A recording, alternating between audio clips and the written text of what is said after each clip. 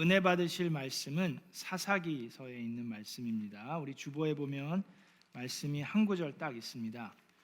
그래서 우리 사사기 21장 25절에 있는 말씀인데요. 우리 다 같이 일어나셔서 함께 저하고 봉독하시겠습니다. 사사기서 21장 25절 함께 큰 소리로 읽겠습니다. 시작. 그때에는 이스라엘의 왕이 없었으므로 사람들은 저마다 자기의 뜻에 맞는 대로 하였다. 이것은 하나님의 말씀입니다. 자, 우리 앉으시기 전에 주변 분과 인사하겠습니다. 반갑습니다. 잘 오셨습니다. 하나님의 미라클이 됩시다. 적어도 5분 이상 인사드리세요. 네, 반갑습니다.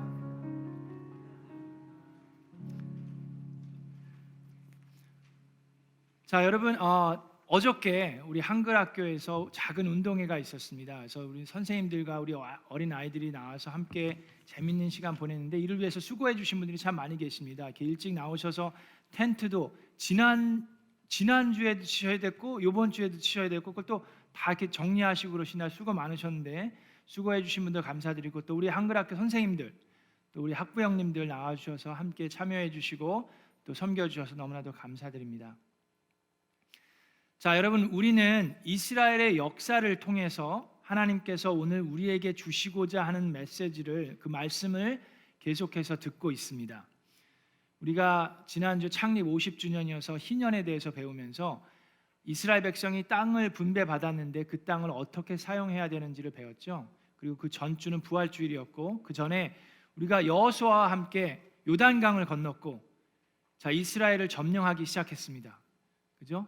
그래서 제일 먼저 여리고성을 점령했고 그 다음에 아이성도 점령을 하는 걸 보았습니다. 자, 오늘은 사사기서를 나눌 건데 이 사사기서는 여호수아가 죽은 뒤에부터 시작해서 그게 여호수아 1장 1절이에요. 여호수아가 죽은 뒤에 그 다음에 그 마지막에 보면 이제 왕을 세우게 되는데 나중에 그 왕을 세우기 전까지 이스라엘의 제일 첫 번째 왕이 누구죠? 사울 왕이죠. 그래서 여호수아가 죽은 후에 사울 왕이 세워지기 이전까지 한 350여 년의 그 기간을 그 역사를 쓴 것이 사사기서입니다. 자, 근데 이 사사기서에서는 여호수아가 죽은 뒤라고 그랬어요. 여호수아가 수년에 걸쳐서 가나안 땅을 점령을 했는데 그리고 그 땅을 분배했는데 하나님께서 이 가나안 땅을 다 점령하라고 한 그 모든 영토를 다 점령하지는 못했어요. 그리고 다 내몰아치라고 그러셨는데 그러지도 못했지만 충분히 우리 12지파가 먹고 살 만큼은 이 정도면 충분하다는 정도의 땅을 점령하고 나서 그 가나안 족속들과 어울려 살게 됩니다. 자, 그러는 과정에서 어떤 일들이 일어나는지가 바로 본문에 나오는데 사사기에 나오는 내용인데요. 1장 21절에 보면 베냐민 자손이 예루살렘에 사는 여부스 사람을 쫓아내지 못하였으므로 여부스 사람이 오늘날까지 예루살렘에서 베냐민 자손과 함께 살고 있다라고 얘기합니다. 이렇게 각 지파들이 분배받은 땅에 이제 전쟁을 치르면서 쫓아내야 되는데 다 쫓아내지를 못했어요. 1장 28절에도 보면 이스라엘 백성은 강성해진 다음에도 가나안 사람을 모조리 몰아내지 않고 그들을 부역군으로 삼았다라고 얘기합니다. 자, 아까 읽은 그 1장 21절 베냐민 자손과 이 여부스 사람 아주 중요합니다. 좀 이따 말씀 다시 나눌 때 아주 중요해요. 그래서 가나안 땅에서 이스라엘 백성들이 이 가나안 민족들과 살면서 어떻게 됩니까? 그들의 영향을 받을 수밖에 없죠. 그러면서 그들이 섬겼던 우상을 섬기기 시작합니다. 근데 이 가나안 땅에 있었던 우상들 중에 2가지의 우상이 아주 유명했는데 첫 번째는 바알 신입니다. 이 바알 신은 비를 내리는 이 폭풍의 신이에요. 그래서 이 공작물들, 이 작물들 그때는 다 농업이었잖아요. 그래서 농작물들을 잘 케어하는 게 필요했는데 이 농작물들을 잘 키워주는 신으로 믿고 있었습니다. 그래서 그들에게는 자기네들을 먹고 살리는 신이에요. 근데 이 바알 신의 예식 중에 아주 악한 것 중에 하나가 뭐냐면 이 자녀들을 제물로 바치는 거예요. 인신 제사입니다. 사람들을 바치는 거. 그래서 아주 악한 그 우상이었고 또 다른 우상은 아스타롯이었습니다. 근데 이 아스타롯은 여신이에요. 여신인데 그 fertility, 그 아이를 출생시키고 수정하는 그런 이제 여신인데, 바로 이 바알 신의 어머니이자 바알 신의 첩입니다. 그러니까 어머니인데 첩이에요. 그러니까 얼마나 문란한지 우리가 알 수 있습니다. 그리고 이 여신의 그 의식 중에 하나가 바로 문란한 성관계를 하는 거예요. 그래서 그 안에는 동성애도 있고 그 안에는 여러 사람들이 하는 것도 있고 아주 문란한 그런 여신이었습니다. 그렇기 때문에 하나님께서, 하나님이 택하신 이 선민이, 이스라엘 백성이 이런 우상을 섬기고 이런 일들을 하는 것을 얼마나 속상해 하셨겠어요. 자, 그런 일들이 일어나는 겁니다. 그래서 우리가 알아야 하는 것은 세상과의 타협은 하나님과의 절교를 이야기합니다. 이스라엘 백성은 지금 가나안 땅과 타협했어요. 하나님께서는 분명히 다 내쫓으라고, 다 몰아치라고 하셨는데, 그들은, 여러분, 지금도 전쟁을 치르는 게 힘들잖아요. 지금 같은 그런 무기를 가지고도 전쟁을 치르면서 많은 사상자들이 나오고 많은 피해가 있는데, 그 당시에 전쟁을 치르는 게 얼마나 힘들었겠습니까? 다 칼로, 창으로 그렇게 싸워야 했는데 얼마나 피해가 심하고 얼마나 힘들었겠어요. 그렇기 때문에 그들을 다 내쫓는 것보다는 어느 정도 내쫓을 만큼 내쫓고 없앨 만큼 없앤 다음에 그들을 저쪽에서, 아니면 우리의 부역군으로 삼아서 사는 것이 훨씬 더 편리하고 또 그들에게도 맥센스가 됐습니다. 근데 그렇게 살다 보니까 그들의 우상을 숨기게 됐고, 그러면서 죄를 범하기 시작해요. 그렇기 때문에 세상과의 타협은 하나님과의 절교입니다. 근데 많은 사람들이 지금도 세상과 타협하면서 하나님과도 타협할 수 있다라고 생각합니다. 그래서 우리는 살아가면서 세상과 타협하면서 하나님과도 타협하려고 그래요. 근데 하나님께서는 분명히 말씀하십니다. 마태복음 6장 24절에 아무도, 그 누구도 두 주인을 섬기지 못한다라고 말씀하십니다.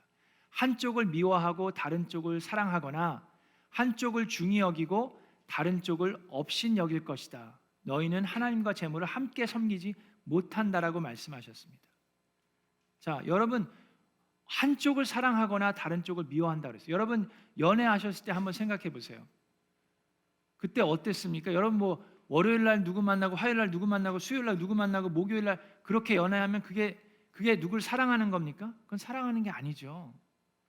근데 여러분, 이 우상들은 그거를 해도 된다라고 얘기해요. 그래도 된다라고 얘기하는, 그것이 우상과 하나님과의 다른 면입니다. 우상은 바알신 월요일 날 섬겨.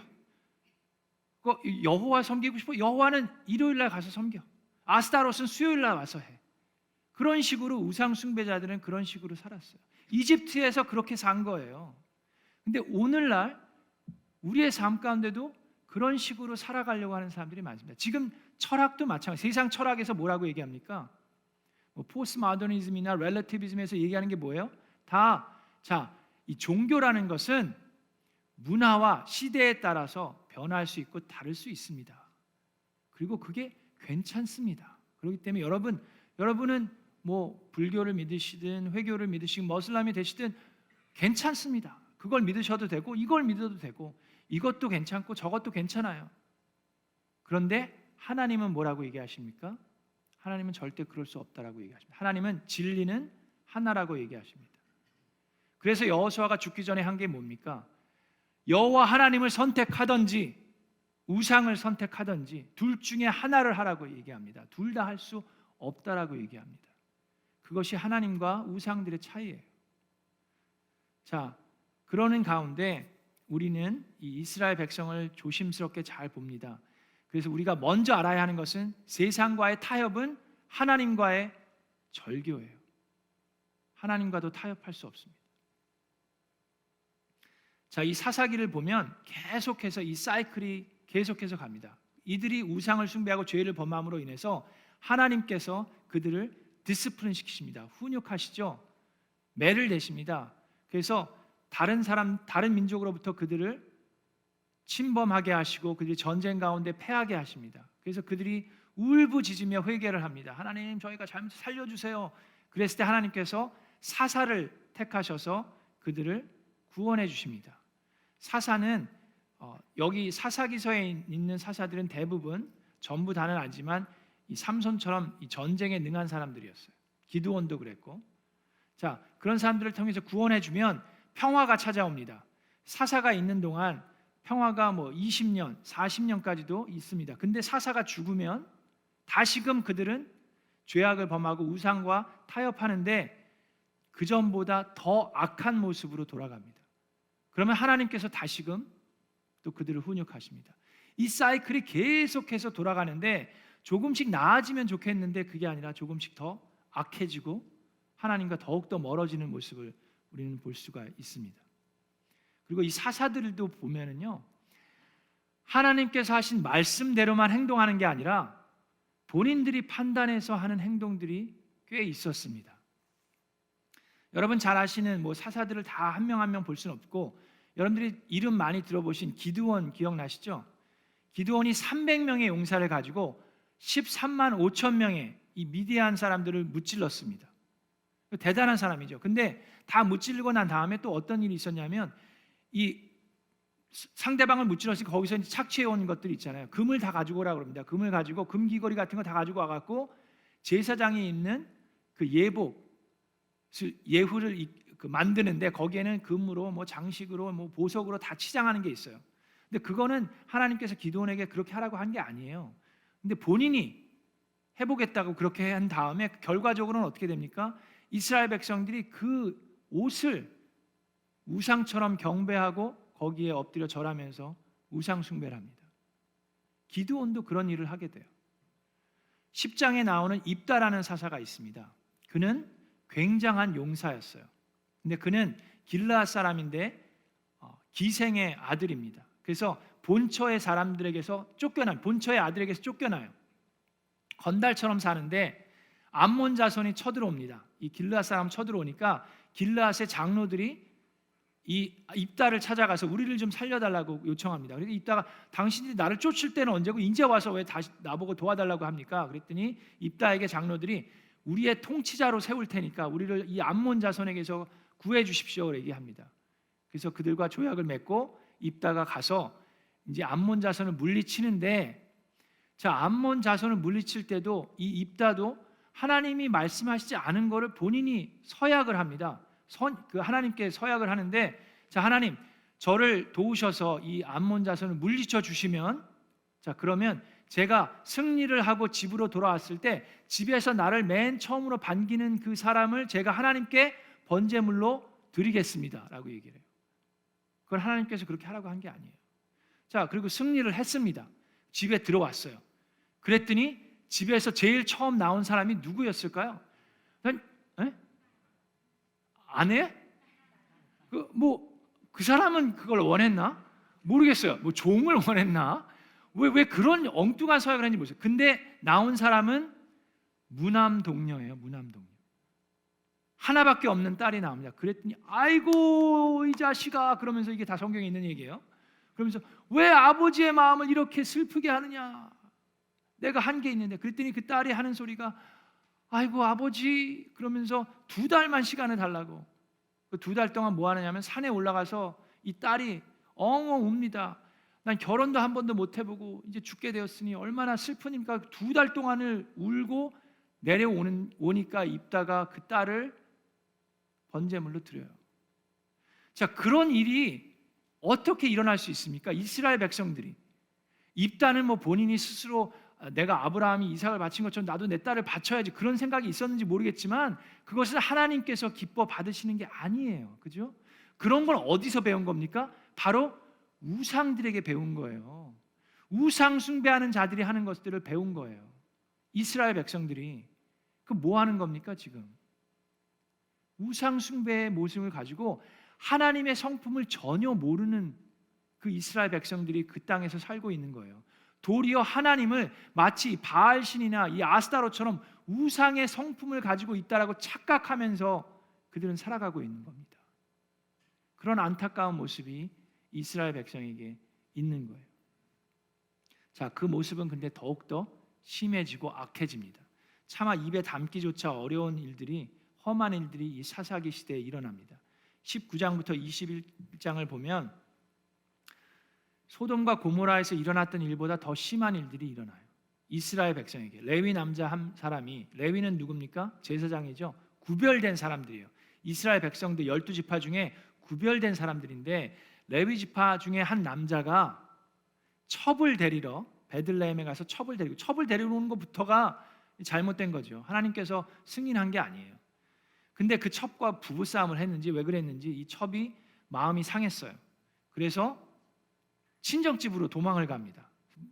그래서 4달 동안 친정집에 있으니까 이 아저씨가, 레위 남자 제사장이 친정집에 이제 장인어른한테 가서 달래가지고 데리고 오려고 갑니다. 그때 장인어른이 어이구 왔어요 우리 사위, 그러면서 3일 동안 먹고 마시게 합니다. 잘 먹여요. 사흘째 돼서 이제 데리고 가려고 그랬더니 그래도 먼 길을 가야 되는데 아침 식사라도 하고 가십시오. 그래서 아침 식사를 하는데 또 먹으면서 마시면서 하니까는 반나절이 그냥 지나갔어요. 그러니까 지금 가면 너무 먼데 그냥 하룻밤 더 자고 가지. 그래서 하룻밤을 더 잡니다. 이제 계속해서 그러다 5째 날까지 와요. 5째 날도 아침 식사를 하고 이거 하룻밤 자고 가라니까 안 되겠다고, 이게 가야 되겠다고. 그래서 늦게 출발을 합니다.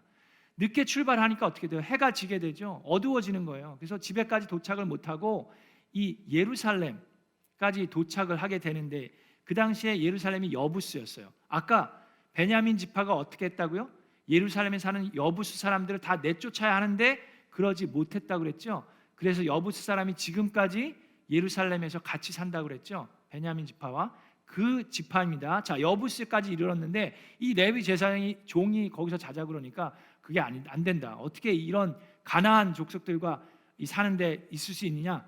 여부스는 안 되고 그 바로 옆에 있는 기브아에 가자. 거기는 베냐민 지파 사람들이 산다. 그래서 기브아에 갑니다. 바로 옆이니까 기브아에 가는데 거기 광장에 있는데 아무도 베냐민 사람들이 그들을 자기 집에 좀 묵게 해주는 사람이 없었어요. 기다리고 어떻게 해야 되나 그러고 있는데 노인 한 분이 와서 레위 사람 우리 집으로 오라고.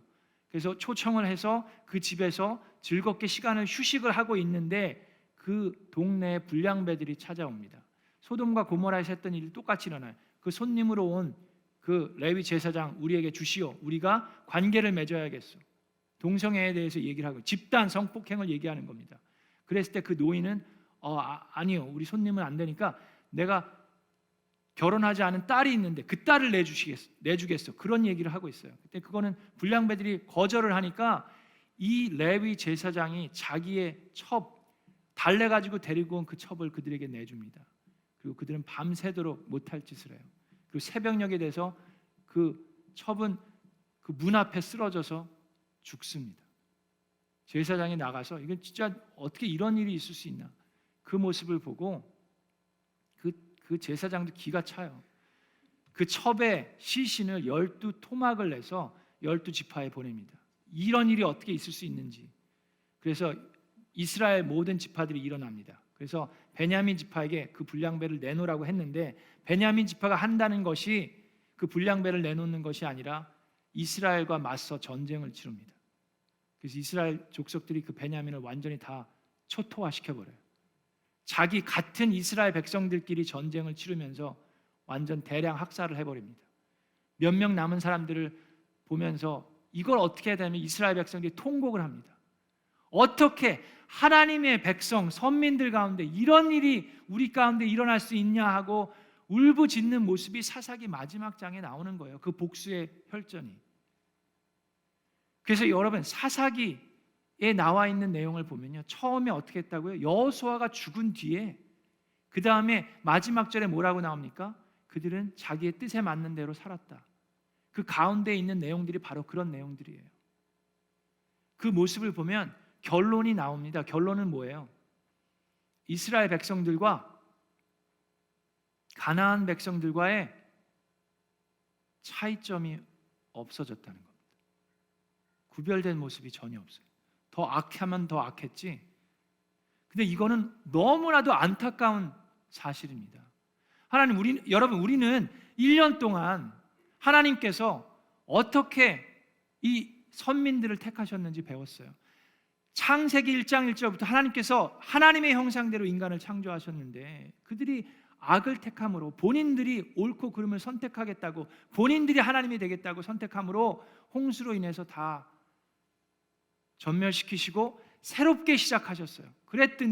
그랬음에도 불구하고 바벨탑을 쌓고 자기들이 하나님이 되겠다고 그래서 언어를 흩으시고 다들 흩으셨어요.